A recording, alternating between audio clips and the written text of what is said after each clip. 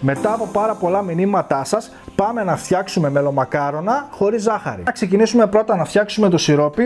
Σε ένα κατσαρολάκι μικρό θα ρίξω 400 γραμμάρια νερό, 150 γραμμάρια κρυσταλλική στέβια 1/2 και ένα στικ κανέλας. Ανακατεύουμε για λίγο. Με το που βράσει το νερό, κλείνω τη φωτιά και αποσύρω. Και τέλος ρίχνω 400 γραμμάρια μέλι. Ανακατεύουμε να διαλυθεί το μέλι καλά. Φυσικά επειδή το σκεύος μας κρατάει θερμοκρασία, θα το βάλω σε ένα γυάλινο μπολ για να μας κρυώσει πιο γρήγορα. Το αφήνουμε στην άκρη να κρυώσει. Πάμε να φτιάξουμε τη ζύμη για τα μελομακάρονα. Σε ένα μπολ θα ρίξω 100 γραμμάρια ελαιόλαδο, 100 γραμμάρια ηλιέλαιο, 70 γραμμάρια στέβια κρυσταλλική, ένα κουταλάκι του γλυκού κανέλα, ένα έκτο από ένα κουταλάκι του γλυκού γαρίφαλο, το ξύσμα από το πορτοκάλι. Σε 140 γραμμάρια χυμό πορτοκαλιού θα ρίξω μισό κουταλάκι του γλυκού σόδα και θα ανακατέψω.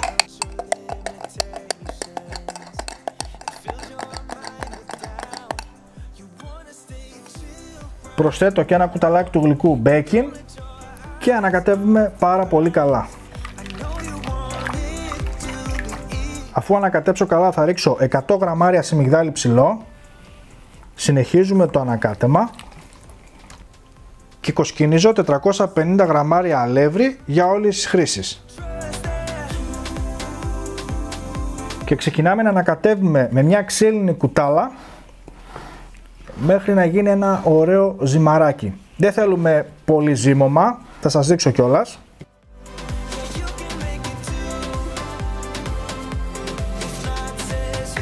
Πολύ ωραία, τώρα θα αφήσω την ξύλινη κουτάλα και θα συνεχίσω με τα χέρια. Μετράμε 25 γραμμάρια. Εφόσον γίνει μπαλάκι θα τους φίξετε λίγο στις παλάμες, έτσι. Βλέπετε? Και θα το κάνουμε ένα μπαλάκι. Έτσι, χωρίς σκασίματα. Και το πατάμε λίγο έτσι και είναι έτοιμο. Τέλος, με ένα πυρουνάκι κάνουμε έτσι τρυπούλες από πάνω.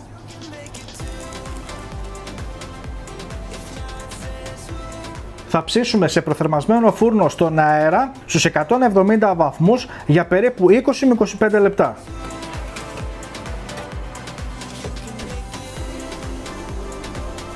Ωραία, πάμε γρήγορα να τα σιροπιάσουμε, οπότε με γρήγορες κινήσεις μέσα.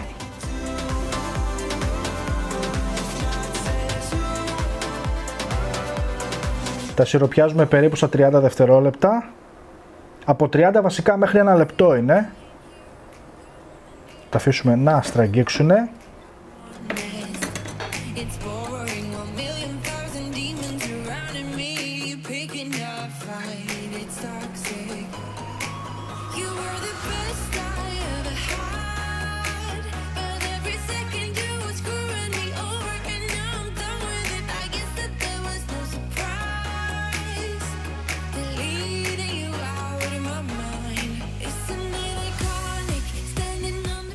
Αυτά ήταν τα μελομακάρονα χωρίς ζάχαρη. Ελπίζω να σας άρεσε η συνταγή.